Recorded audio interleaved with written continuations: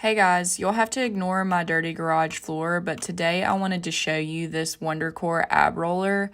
This thing is really nice if you're just trying to get started with a home gym and you either don't really have a lot of space or you just don't want to take up a lot of room with exercise equipment.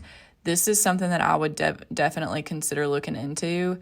You've got your elbow supports right there, and they're padded, as well as the main roller itself is padded.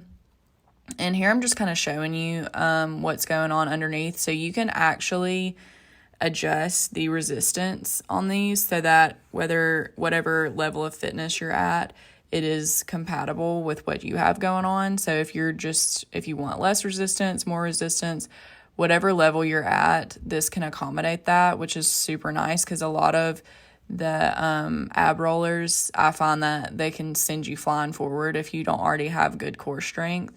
And so that's just difficult to deal with sometimes. But the whole item itself weighs less than 9 pounds, which I think is really nice. It's just really good you can have a lot of different workouts with it. You can do planks, you can do lower body exercise, ab roller, all of that. So if you are looking for something to get started with a home gym, I definitely recommend this. I've enjoyed it.